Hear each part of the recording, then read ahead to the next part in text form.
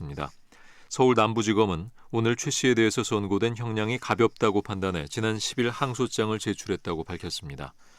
앞서 지난 4일 서울 남부지법 형사 8단독은 최 씨에 대해서 징역 6개월에 집행유예 2년을 선고했습니다.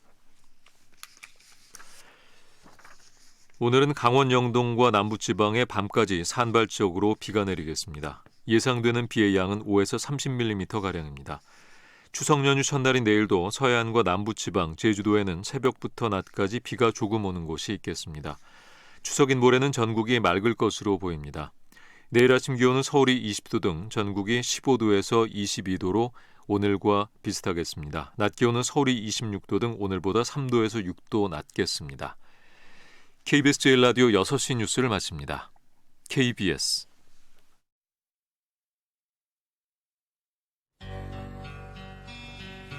지극정성을 다하는 국민의 방송 KBS 김용민 라이브.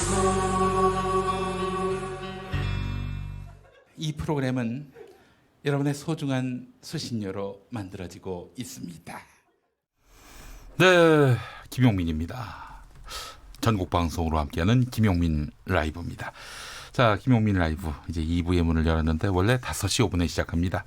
5시 5분에 시작해서 7시까지 여러분과 함께 달리고 있는데 1부 못 들으신 분들 팟캐스트에서 만날 수 있습니다. 매일 방송 파일이 올라오고 있으니까요. 놓친 방송, 다시 듣고 싶은 방송 팟캐스트에서 즐겨주시기 바라겠습니다. 영상으로도 함께 하실 수 있어요. 유튜브 KBS 1라디오 계정으로 즐겨주시기 바라겠습니다.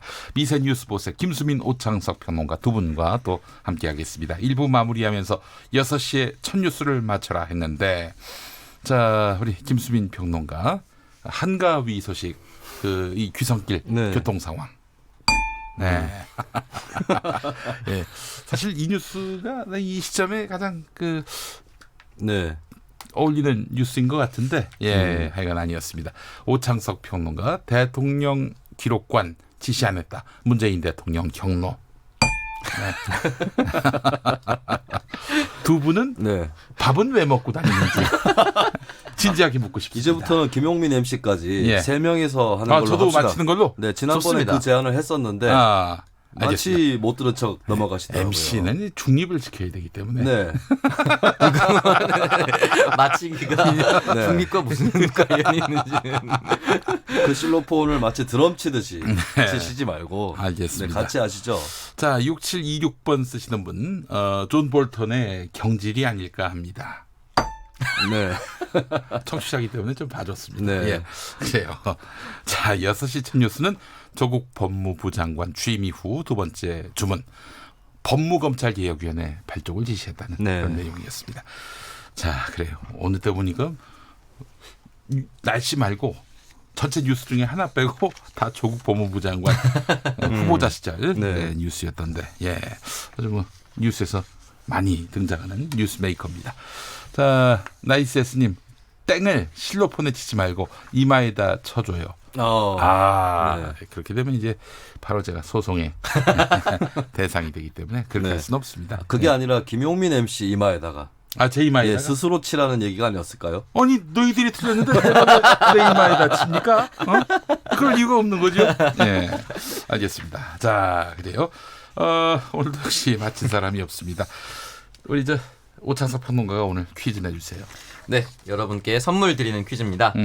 변화와 희망의 대한정치연대 대한정치 박지원 의원이 오늘 이 나무 밑에서 갓끈을 맬 필요가 없다, 이런 발언을 해서 주목을 받았습니다.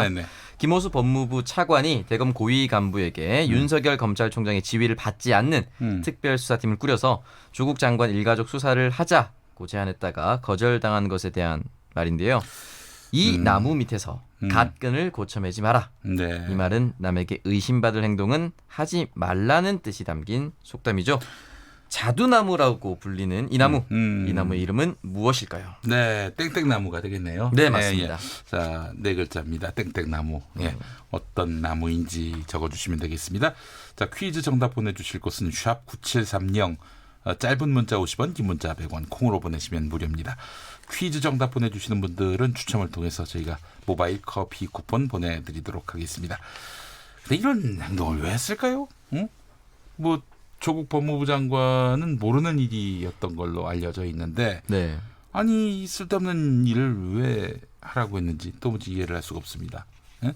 아니 뭐 이렇게 해서 얻을 수 네. 있는 뭐 효과라는 것이 무엇이 있는지 싶기도 하고요. 네. 이렇게 되면 사실은 조국 장관만 더 크게 의혹을 받는 그런 상황이 되어버렸습니다. 네. 이런 그 논란이 예상이 안 됐나요? 글쎄 그게 잘 이해가. 김호수 차관 같은 경우는 윤석열 현 검찰총장과 함께 네. 검찰총장 후보자 명단에도 있었던 사람입니다. 그래요? 예, 맞습니다. 혹시 뭐 다른 뜻은 아니었겠죠? 예. 뭐 여러 가지 또 의심이 또 구구해집니다. 자, 미세 뉴스 보세로 이어가겠습니다. 오창석 평론가부터 시작해 보겠습니다. 네, 도널드 트럼프 미국 대통령에 의해서 전격 경질된 존 볼턴 전 국가안보보좌관이 입을 열었는데요. 네.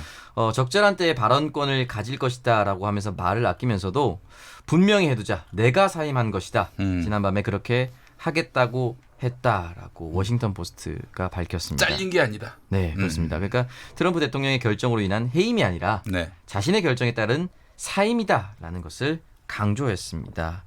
그동안 존 볼턴 보좌관과 트럼프 대통령이 서로 삐걱대는 모습은 많이 노출이 됐었는데요. 여기에 대해서 지난 말은 남기지 않았고 때가 되면 밝힐 것이다라고 이야기를 남겼습니다. 네. 존 볼턴 이 사람이 트럼프 대통령하고 갈등을 빚게 된 이유는 뭐라고 봐야 될까요? 일단은 존 볼턴 같은 경우는 부시 조지 W 부시 대통령 때부터 네. 청와대 죄송합니다. 백악관에 있었습니다. 페인트 칠을 새로 했다고. 네. 하얀색이 너무 오래 해가지고 너무 지겨워서 네, 파란색으로.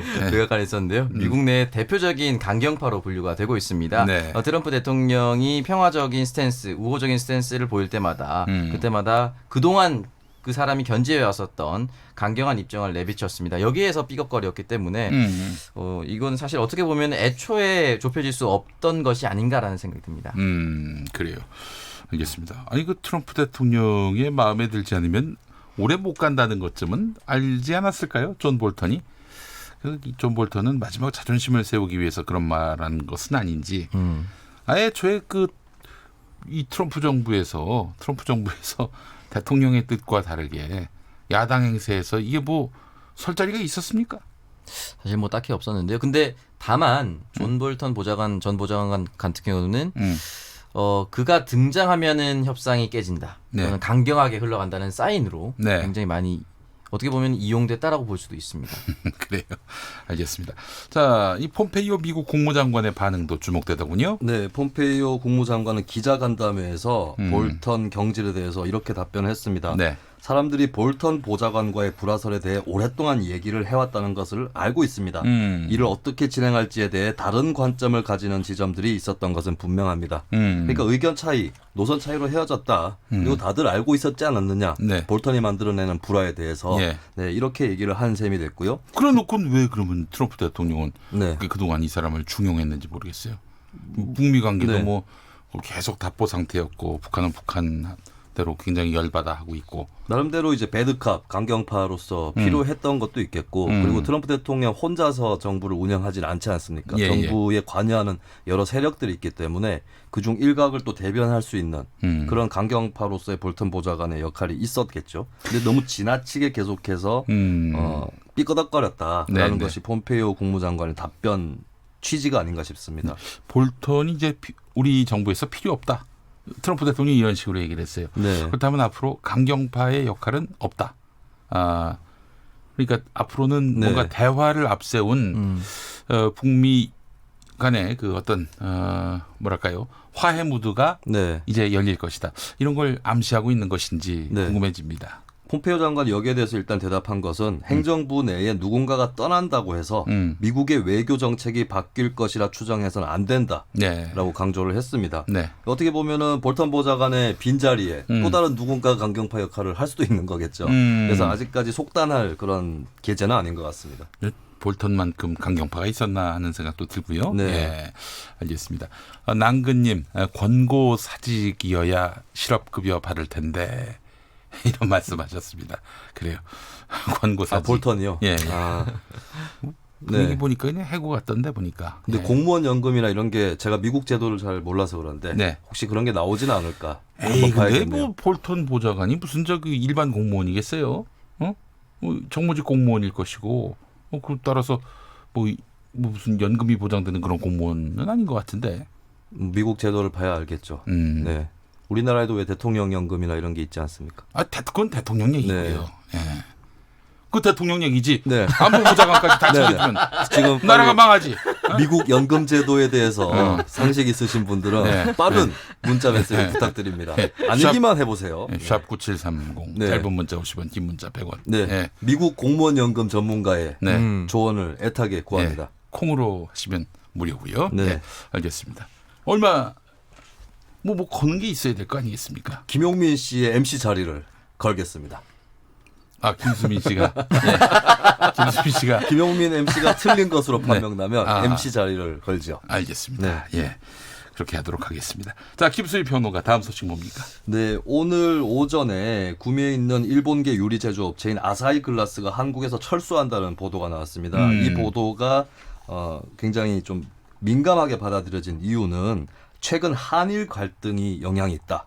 첫 번째. 그리고 두 번째, 지금 현재 노사가 투쟁을 하고 있는 사업장이거든요. 노사 문제 때문에 일본 기업이 나간다. 이렇게 비춰질 수 있는 것이죠.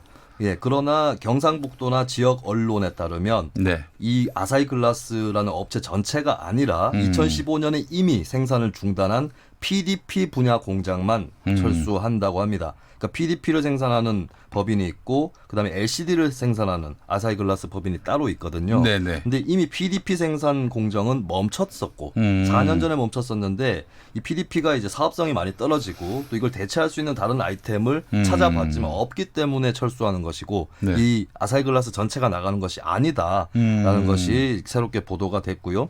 이 금속노조 아사히 비정규직 지회 그러니까 직접 고용을 둘러싸고 투쟁을 하고 있는 네. 이 노조에서도 성명서를 내고 마치 노사 문제가 영향을 미친 것으로 몰아가는 기사라면서 이 언론에 대해서 전범 기업, 노조 탄압 기업을 대변하는 언론 플레이를 중단하라라고 네. 밝혔습니다. 참고로 전범 기업이라고 했을 때는 아사히 글라스도 이제 2차 세계 대전 때 네. 그 전쟁에 뛰어들었던 전범 기업 중에 하나입니다. 네네네.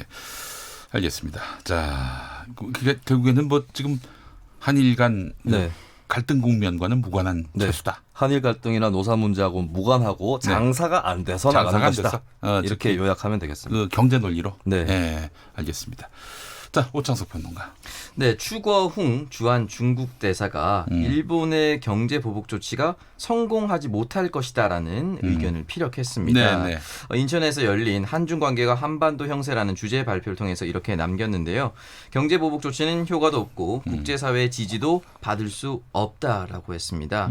또한 역사 문제에서 일본은 가해자고 한국은 피해자여서 피해자가 조금은 지나친 요구를 한다 해도 가해자는 겸하게 받아들여야 한다며 중국은 일본 군국주의의 피해국으로서 당연히 한국 입장에 서게 될 것이다라고 이야기를 남겼습니다. 예, 예. 현재 추거웅 대사 같은 경우는 5년 6개월째 주한 중국 대사로 재임 중에 있는데요. 네. 한중 관계에 대해서도 이야기를 남겼습니다. 이혼하면 안 되는 부부 관계라고 비유를 했는데요. 네. 관계가 좋을 때 상대방에게 기대할 필요도 없지만 관계가 예전 같지 않다고 해서 비관할 필요도 없다.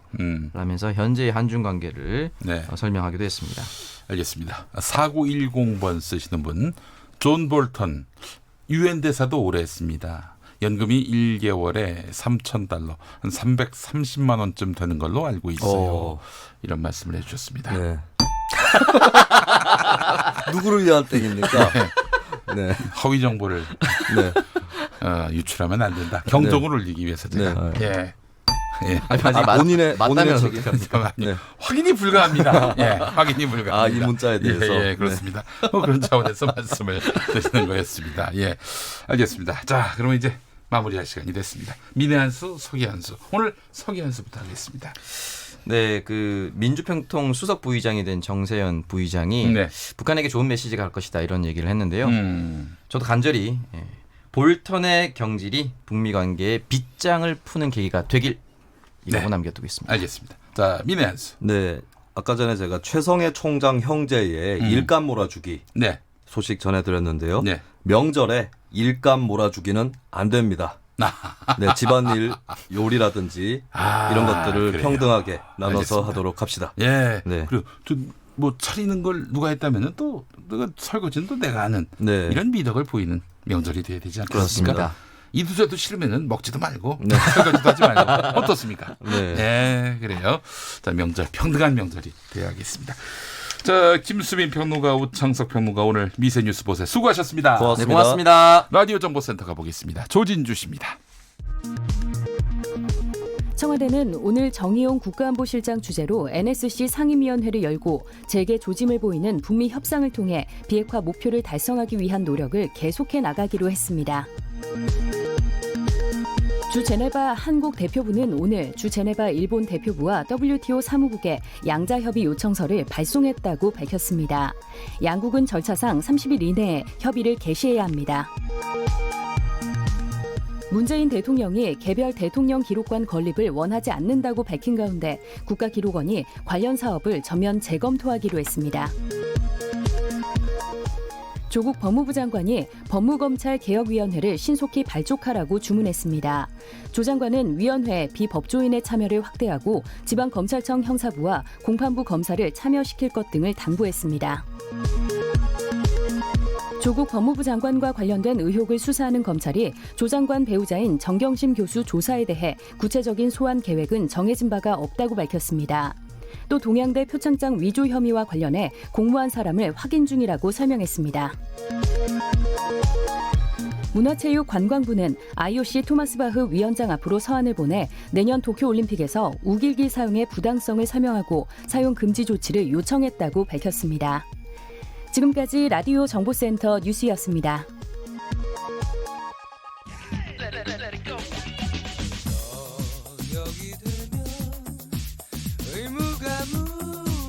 김용민 라이브를 듣고 계시죠?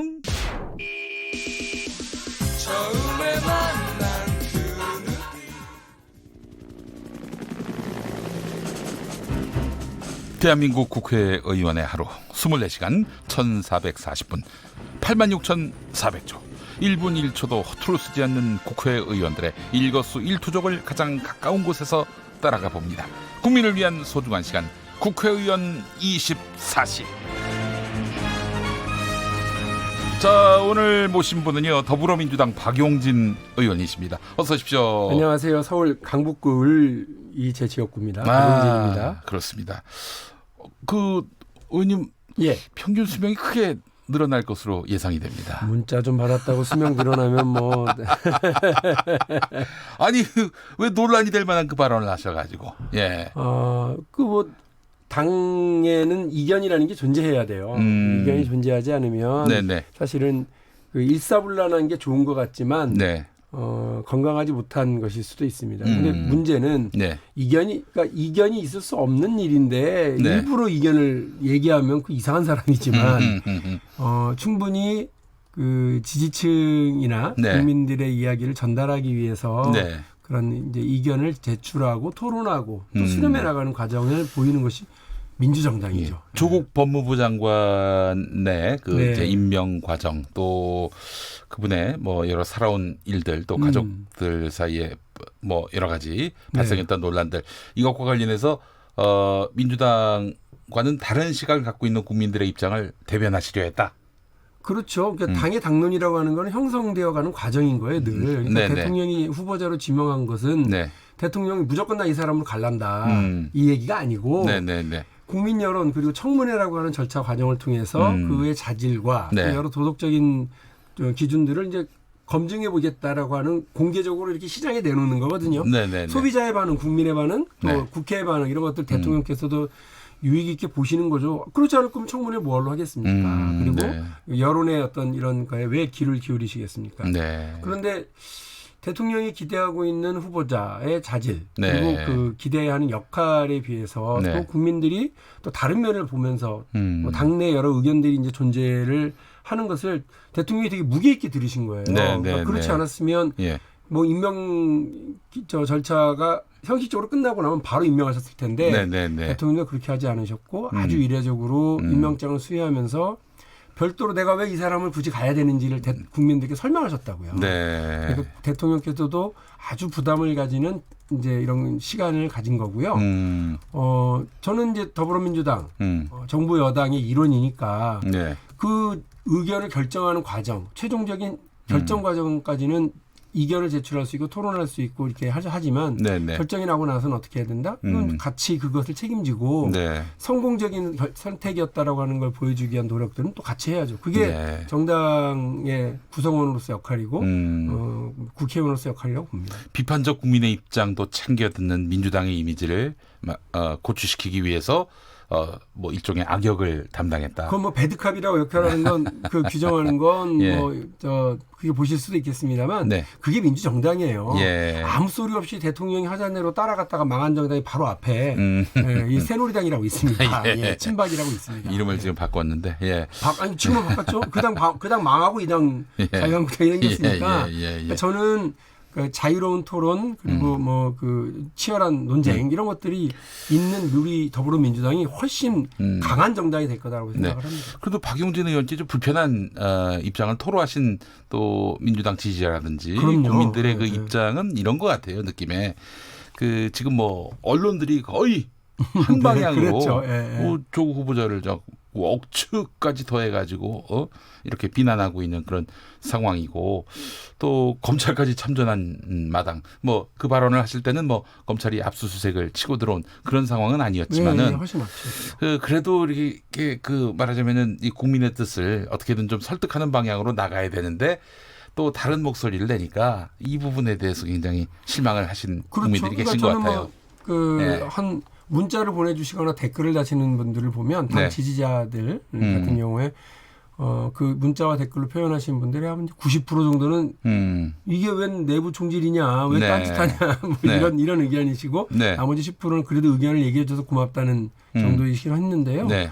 어찌됐든 제가 좀 손해보고 욕을 먹고 비판받더라도 네. 당내에 이러저러한 논의를 할 수 있고 그럼 보장되어 있는 과정이니까 네. 얘기를 전달해야 된다고 봤어요. 그러니까 특히나 이 조국 후보자 스스로도 네. 그 부분에 대해서 몸을 낮추고 네.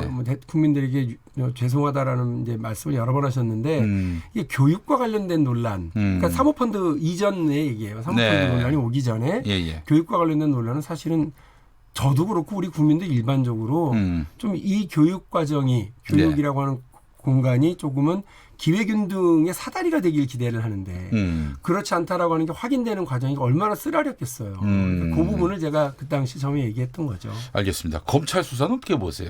요즘 뭐 거의 검찰이 네. 참전을 한 양상인데 거의 드러내놓고 저렇게 하는데요. 네네.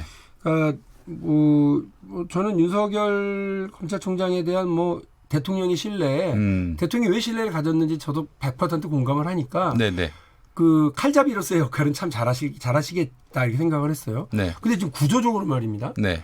그 아직 그러니까 그 후보자의 딸, 그러니까 지금 네. 장관의 딸이 이러저러한 어떤 뭐 인턴이라든지 이런 과정을 통해서 네. 부모의 친분과 지위를 통한 어떤 일종의 그 특별한 기회를 더 얻었던 것에 대해서 네네. 이게 불법이냐 아니냐, 네. 이것이 장관의 이게 자질이 되느냐 안 되느냐, 네. 이 기준은요 국민이 선택하는 거예요. 국민이 선택하고 그 불법과 합법의 이런 묘한 경계에 있는 여러 가지 일들이 있거든요. 네네.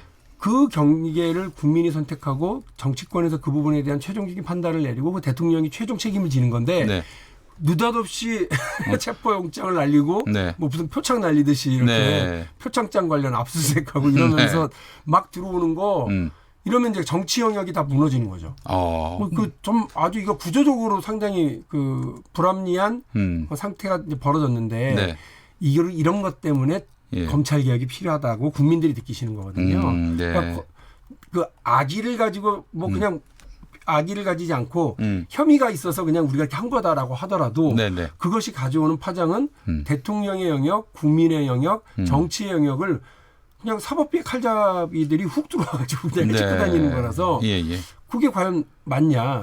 그 사법적 잣대보다 더 높은 정치적 판단, 국민적 판단 이 영역이 있는데 네. 그것이 마무리되기도 전에 훅 뚫어버리는 것에 대해서는 많은 국민들이 또 다른 논란과 그 불편함을 느끼셨을 거라고 저는 봅니다. 알겠습니다. 오늘 모신 김에 조국 장관 논란에 대해서 좀 더 심층적으로 이야기 나눠봤으면 하는데 질문지에는 저에 대한 칭찬도 많던데 그냥 얘기했어요. 알겠습니다.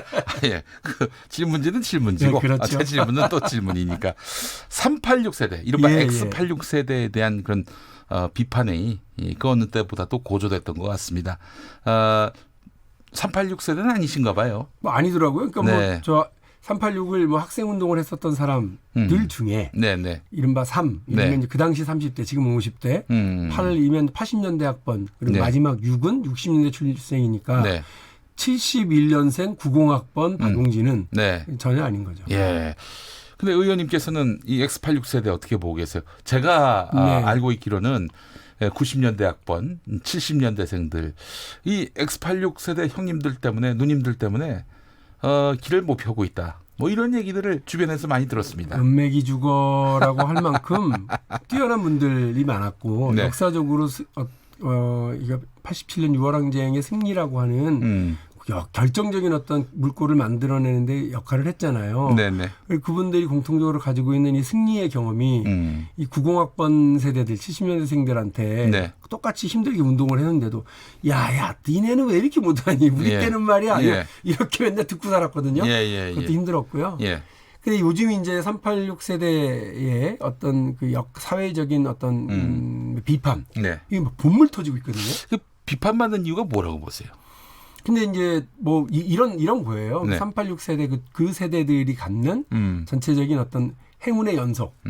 일단 태어나서 그 이제 대학교를 들어가는데 느닷없이 전두환이 뭐 저기 국보인가 뭐 그걸 열어가지고 뭐 이렇게 거기에서 그 교육 정상화 이러면서 대학 입시의 정원을 확 늘려요. 그 쉽게 들어가요. 그리고 저 막 한참 막 그 고도 선장을 하고 있으니까 직장도 잘 잡아요. 그리고 삼저 호황기라고. 그렇죠. 그래서 직장도 막 얘기하죠. 골라서 가고 그다음에 그 데모를 했다 하면 연전 연승을 했다는 등 이런 무슨 삼국지의 이런 것 같은 영웅전을 뭐 들었던 거죠. 근데 이분들이 사회에 나와서 또 그 뭐 이렇게 정리해본 서적을 보면 그렇더라고요. 이분들이 아파트를 장만할 때도 그 이른바 200만 호 세대, 평촌, 뭐 분당, 일산에 이렇게 새로운 그 새로운 신도시가 구성되면서 아파트 마련도 조금 손쉽게, 그리고 그때 금융대출도 잘 되고, 그러니까 우리 저처럼 그 후세대 그리고 저보다 더 젊은 세대 지금 20대가 볼 때는 말도 되지 않는 행운들이 쭉 이어져서 쉽게 징산충에 있는데 자기들은 사회적인 어떤 변화를 만들어내기보다는 자기 자식만 챙기고 자기의 사회적 안정만 챙겼던 거 아니냐. 그리고 여러 사회, 경제, 정치, 문화의 주도적인 역할들은 또 다 했던 거 아니냐. IMF도 피해가고 뭐 이런 어떤 그 평가들을 하더라고요. 근데 저는 뭐 안 그런 분들도 훨씬 더 많습니다만 저는 그래서 386 세대 전체가 다 뭔가 사회를 이렇게 맞다라기보다는 제가 있는 제 분야 정치 분야에서의 386 세대가 가져야 될 책임론 그리고 그거에 대해서 제대로 호응하고 있지 못하는 어떤 무책임함 그리고 무능함 이 부분에 대해서 좀 적나라하게 최근에 제가 얘기를 해요. 그래서 저희 추석 끝나고 국회 들어가면 구박 좀 받을지도 몰라요. 어떻게 해야 됩니까 그러면은? 사실 저는 이제 그렇다고 봅니다. 교육 문제.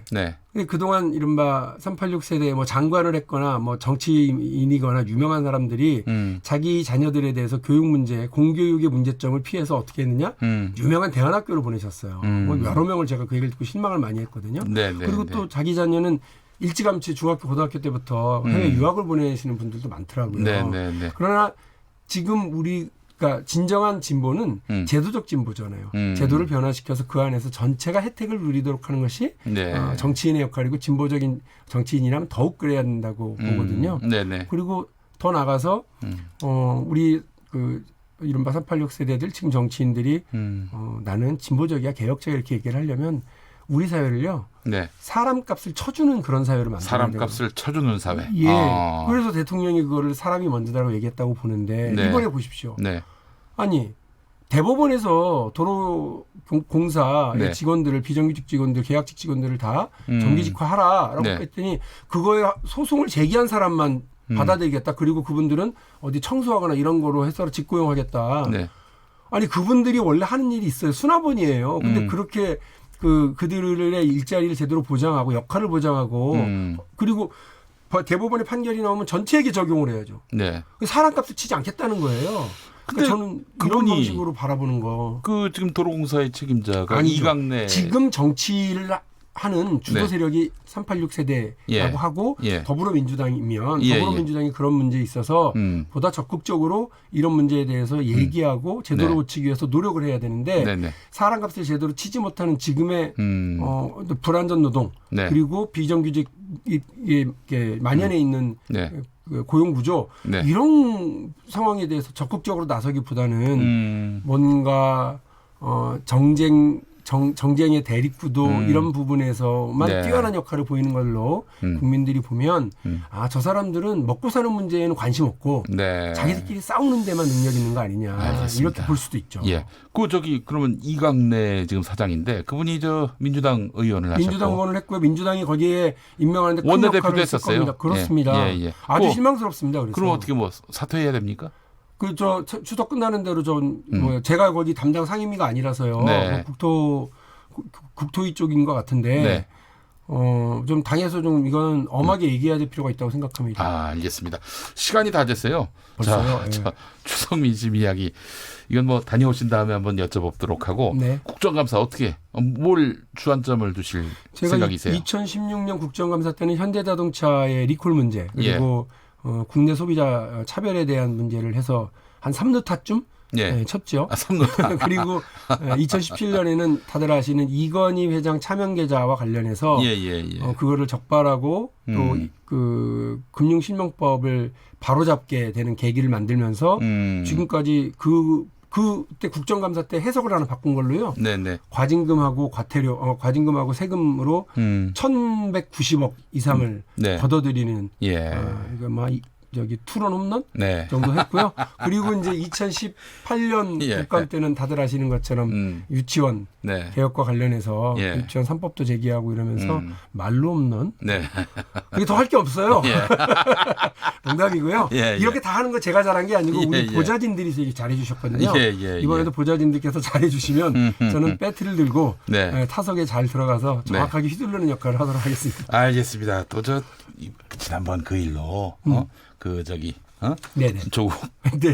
후보자 예. 관련해서 발언한 것 때문에 아주 그 곤욕을 치르셨잖아요. 예. 곤혹이라면 곤혹이고요. 네. 정치인이 감당해야 될 자기 또 책임의 부분이라고 지지자들도 좀 봅니다. 타독이시고, 그래야죠. 또 그분들의 또 마음도 헤아려 주시면 어떨까 하는 김용민 생각도 라이브 들고. 듣고 계시는 우리 더불어민주당 지지자 여러분 너무 속상해하지 마시고요. 다 이견을 잘 모아가는 더불어민주당의 모습이 민주정당의 모습이고 함께 네. 책임져 나가겠습니다. 알겠습니다. 박용진 의원과 함께한 시간이었습니다. 말씀 잘 들었습니다. 네, 명절 잘 보내십시오. 네, 6시 37분 지나고 있습니다. KBS 교통정보센터 다녀옵니다. 박소영 씨. 네, 고속도로 정체가 절정을 보이고 있습니다. 지금 출발하신다면 요금소 기준으로 서울에서 대구까지는 4시간 40분, 그리고 부산까지는 5시간 40분 정도 걸리겠고요. 서울에서 목포까지는 6시간 40분, 광주까지는 5시간 50분 정도 예상하셔야겠습니다. 지금 가장 정체가 심한 곳은 경부고속도로인데요. 부산 쪽으로 죽전에서 수원, 그리고 안성에서 청주까지 67km 구간에서 이동하기가 어렵습니다. 중부고속도로는 호법 분기점을 시작으로 남이천, 그리고 대소 분기점에서 남이 분기점까지 42km 구간에서 밀리고 있고요. 서해안고속도로 목포 쪽으로 교통량도 빠르게 늘어서 이제 50km 구간에서 정체가 되고 있습니다. 발안에서 서해대교, 또 당진 분기점 부근과 서산에서 운산 터널을 지나기가 힘들고요. 이후로 홍성 일대 7km 구간에서도 정체가 심합니다. 더 가서 동서천에서 군산까지 11km 구간에서 밀리고 있고요.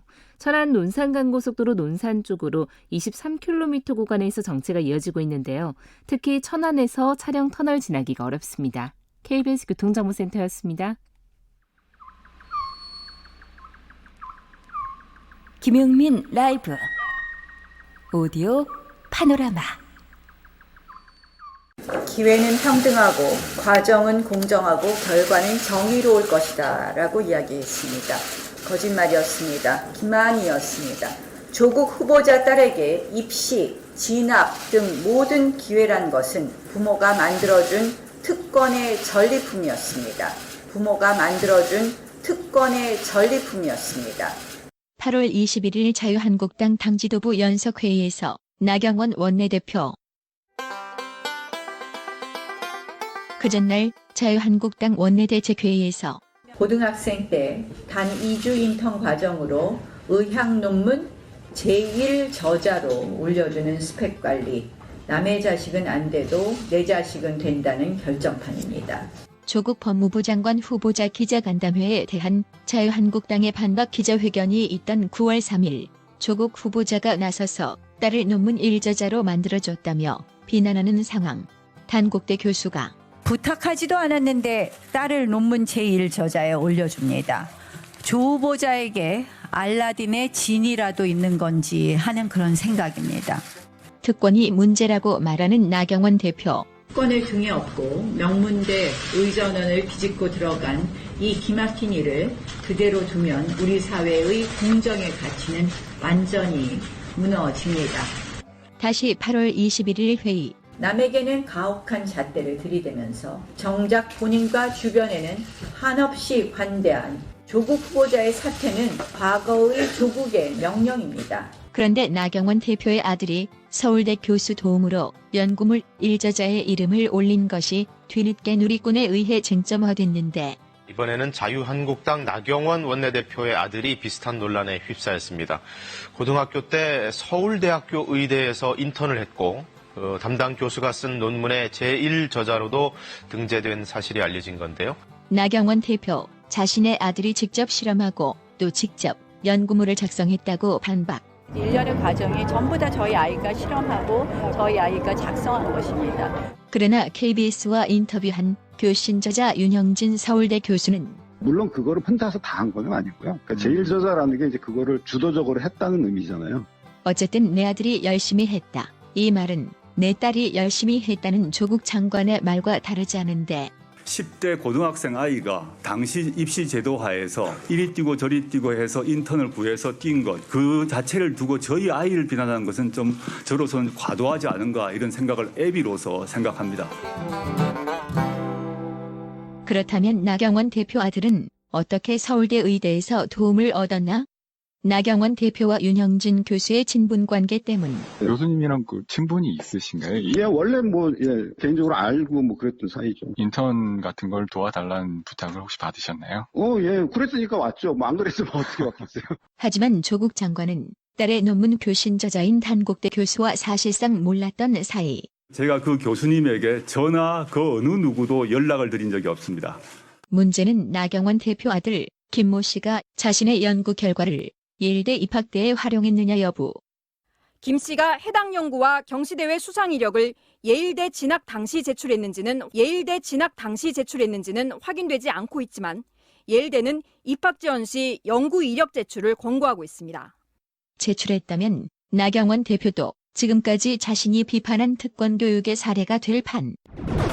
한편 조국 장관 딸은 자신이 제1저자로 이름 올린 논문을 고려대 입시 때 활용했을까?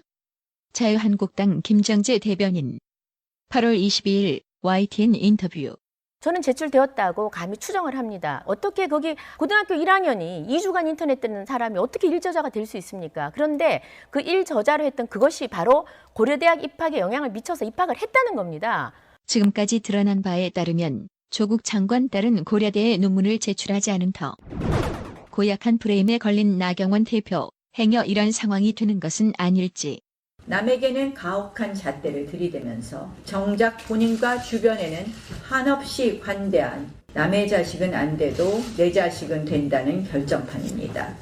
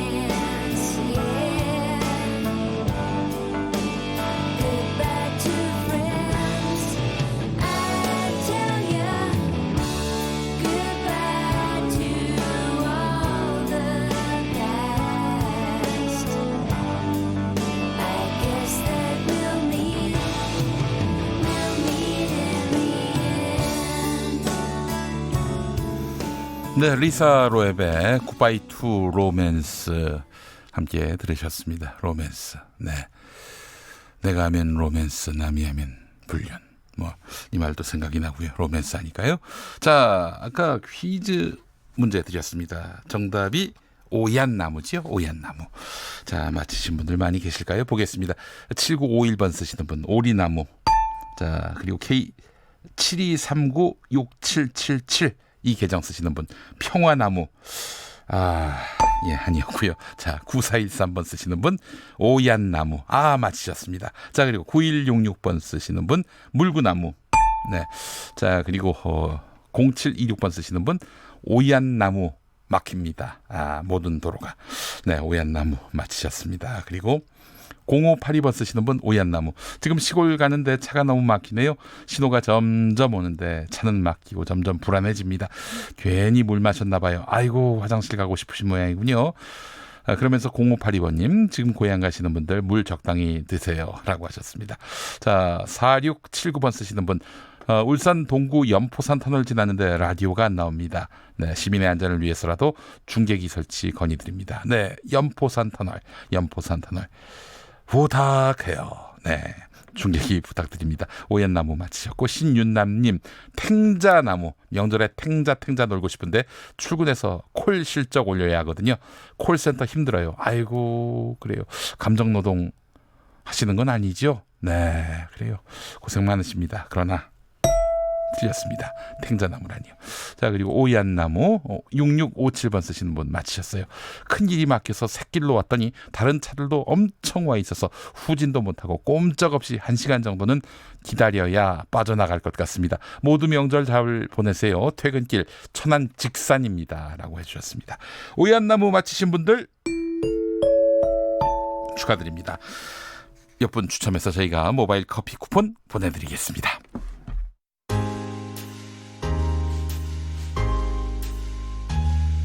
당신의 퇴근길, 야근길, 장보는 길, 학교길, 귀갓길, 정처 없이 걷는 길. 그 모든 길에 함께합니다. 똑똑해지는 시사라디오 김용민 라이브.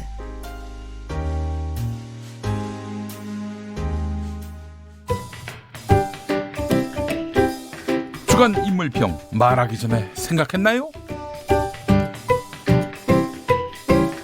온라인 미디어 직설의 정주식 편집장 어서 오십시오. 안녕하세요. 네, 어떻게 명절 계획 세우셨습니까? 이번 명절은 아주 방탕하게 보낼 예정입니다. 방탕하게? 네. 아하, 그렇군요. 이런 얘기를 잘 안 하는데 말이죠. 얼마나 방탕한지. 일에 너무 치여 산 것 같아서 아이고. 이번 연휴는 아주 화끈하게. 놀 땐 놀아줘야죠. 그렇죠. 네, 알겠습니다. 멋지십니다. 예. 자, 원래 금요일에 만났는데 금요일에 추석 특집이 있어가 저희가 이 시간에 모셨습니다. 오늘 별로 안 반가우신 것 같아요. 생각. 왜요? 금요일 날 봐야 저를 또 반가워하시는. 그럼 또 금요일 같은 수요일 아닙니까? 또 예, 연휴가 좋습니다. 또 시작이 되니까요. 예. 자, 그렇습니다. 자, 우리 정주식 편집장과 함께 만나볼 첫 번째 주인공 누굽니까? 첫 번째 소식은 일본에서 들려온 아찔한 소식인데요. 지난 10일 날 하라다 요시아키 일본 환경상이, 그러니까 네. 우리로 치면 환경부 장관이죠. 네. 후쿠시마 방사능 오염수를 바다에 방출하는 것 말고 방법이 없다, 이런 발언을 했어요. 예. 지난달에는 그린피스가 일본 정부가 후쿠시마 원전 오염수 100만 톤을 태평양에 방류할 계획이다라고 네. 폭로를 했거든요. 네네. 근데 당시만 해도 일본 정부가 네. 우리는 그럴 계획이 없다, 공식 입장이 아니다라고 네네. 그때 반박을 했었는데 네네. 한 달 만에 환경상이 이 계획을 공식적으로 확인을 해준 셈이죠. 허허. 이게 일본이 결정한다고 될 문제가 아니잖아요. 그렇죠. 이게 일본 정부는 지금까지 그 후쿠시마 방사성 오염수를 저장 탱크에 담아서 원전 부지에 보관을 해왔거든요. 근데 말이죠. 또 우리가 여기서 분명히 짚고 넘어가야 될 부분이 뭐냐면은, 그러면 오염수가 한 방울도 이 태평양에 방류가 안 됐느냐? 아닙니다. 나름대로 또 어떻게 섞여가지고 배출이 됐어요. 그동안 알게 모르게 그렇죠. 또 오염수가 태평양으로 나왔습니다. 근데 이제 이걸 한꺼번에 다 쏟아붓겠다는 거 아닙니까? 대놓고 하겠다, 이런 얘기죠. 이 부지가 2022년이면은 그 오염수를 저장할 수 있는 공간이 사라지거든요. 네네. 그래서 빨리 이제 그 새로운 부지를 선정하고 이 오염수 저장 그 공간을 마련해야 되는 입장인데 일본 정부가 이런 요구에 대해서 굉장히 지금 소극적이라고 합니다. 네네. 결국에 태평양에 뭐 이거 버리려는 거 아니냐 이런 의심이 계속 나오고 있는 상황이었죠. 국제사회가 어떻게든 이런 일본의 이런 해서는 안 될 일에 대해서 분명히 경고를 해야 됩니다. 하지 맞습니다. 말라고요.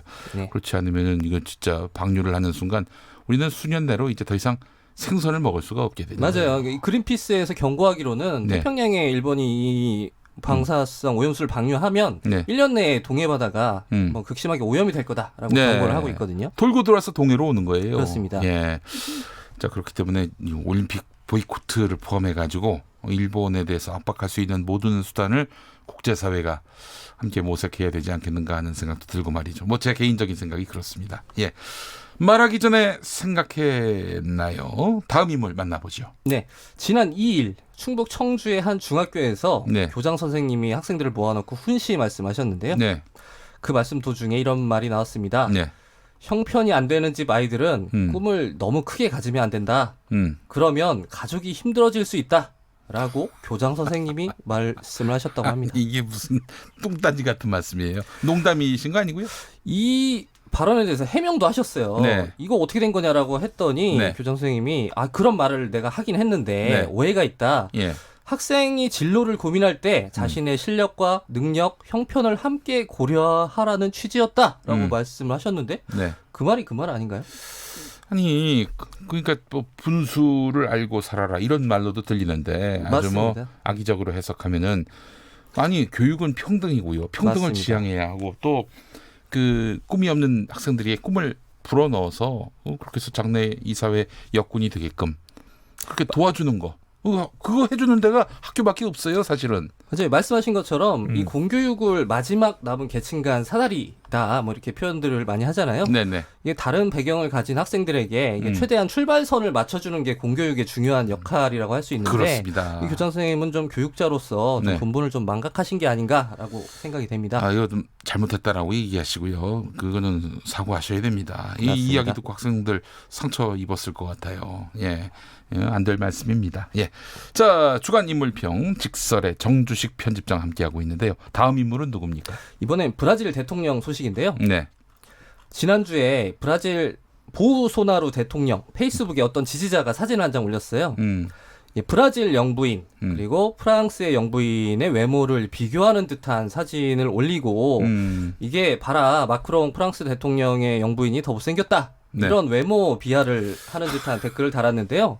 이게 거기에다가 이 보우소나루 브라질 대통령이 또 댓글을 달았어요. 뭐라고 달았냐면 마크롱을 모욕하지 마. 하하하 이런 댓글을 달았는데 여기서 이제 하하하가 문제가 된 거죠. 이런 거 예를 들면은 누가 제 SNS 계정에 야 김용민 되게 못생기지 않았냐? 이런 댓글을 달았는데 거기다가 제가 하하하 이런 대댓글을 달았다고 생각해 보세요. 좀 기분 나쁘잖아요. 그렇죠. 그래서 이게 거기 동조해서 같이 외모 비하를 한 거 아니냐 이런 그 의혹이 나오고 있는데 또 지난달 5일 파울루 게지스 브라질 경제장관이 또 여기에 한몫 거들었어요. 뭐라고 했냐면 보소나루 대통령의 말이 맞다. 내가 봐도 그 여자는 정말 못생겼다 이렇게 정말 그 대통령의 그 장관이라고 말을 안 할 수가 없네요. 이 브라질의 트럼프다 이런 평가도 있더만요. 맞아요. 이 대통령이. 이 둘 마크롱하고 브라질 대통령이 사이가 왜 이렇게 안 좋아졌냐면 이게 최근에 아마존이 지금 화재에 불타고 있잖아요. 거기에 대해서 이 마크롱 대통령이 이게 국제사회 공조를 통해서 빨리 진압을 해야 된다, 진화를 해야 된다라고 주장을 하니까 이 보소나루 대통령은 이걸 좀 방조하고 있는 게 아니냐라는 의혹을 받고 있거든요. 그러니까 브라질의 경제 발전을 위해서 개간을 방화를 방조하고 있다. 그래서 이게 막 굉장히 불쾌해하면서 당신들은 우리 내정 간섭하지 마라라고 이제 그 이슈 때문에 둘의 사이가 좀 멀어졌는데 아무리 외교적으로 사이가 안 좋다고 해도 대통령의 부인의 외모를 두고 이렇게 말이 오가는 건 좀 아름답지 못한 상황인 것 같습니다. 말은 뭐 그렇게 쉽게 내뱉어도요. 국격이 같이 추락합니다. 맞습니다. 국격이. 제가 브라질 국민이라면 대단히 좀 창피할 것 같아요. 민망하죠. 우리 대통령이 이런 말이나 하고 다니는 사람이라니. 예, 하여튼 알겠습니다. 자, 다음 인물은 또 누굽니까? 이번에는 무주군의 소식인데요. 네. 최근 무주군이 산꼭대기에 태권브이 동상을 건립하겠다라고 선언을 하면서 이게 논란이 되고 있습니다. 나름대로 랜드마크를 만드시죠. 이게 요즘에 유행인가 봐요. 예. 그래서 무주군이 저 420m 향로산 정상에다가 33m 높이의 태권브이 조형물을 무려 72억의 그 세금을 들여서 만들겠다라고. 네, 무주하고 태권브이하고 무슨 상관이 있어요? 이게 저도 찾아봤더니 사실 별 상관이 없거든요. 네, 근데 무주에서 최근 그 도시 브랜딩 차원에서 태권도 축제를 매년 개최를 하고 있는데 그것과 발맞춰서 뭔가 이렇게 랜드마크를 조성을 하려고 하는 것 같습니다. 네. 근데 주민들은 아니 그게 뭔 소리야라고 좀 황당한 반응이고 환경단체들도 이게 굉장히 자연 풍광을 훼손할 뿐만 아니라 관광 효과도 크지 않을 거다. 이렇게 좀 비판을 하고 있습니다. 무주의 이 말하자면은 최고의 그 브랜드 이미지는 환경, 그렇죠. 또 계곡, 또 천연 이런 거 아닌가요? 맞습니다. 환경을 잘 보존해 가지고 그래서 무주의 가치를 높이면 될 텐데 아니 태권브이 이런 걸 만들어 가지고 과연 무슨 도움이 될지. 이 태권브이 보러 무주에 가는 사람이 몇 명이나 있을까요? 네, 무주에 갔더니 그런 게 있더라. 뭐 회자가 될 수는 있어도 글쎄요, 자연경관을 훼손하면서까지 이런 걸 만들 필요가 있겠는가 하는 생각이 들고요. 최근에는 또 인천시가 월미도 앞바다에 막 거대한 사이다를 띄우겠다라고 발표를 했다가 인천 앞바다에 맞습니다. 사이다가 뭐 이런 거 아니에요? 근데 그 노래를 시민들이 모르는 거예요. 예. 그래서 이게 결국에 시민들이 이걸 별로 좋아하지 않는구나라고 판단해서 철회를 했다고 합니다. 예, 알겠습니다. 온라인 미디어 직설의 정주식 편집장 수고하셨습니다. 감사합니다. 네, 김용민 라이브 오늘 여기까지입니다. 내일도 생방송으로 여러분과 만나겠습니다. 5시 5분에 오겠습니다. 좋은 저녁 보내십시오. 당신이 대한민국입니다.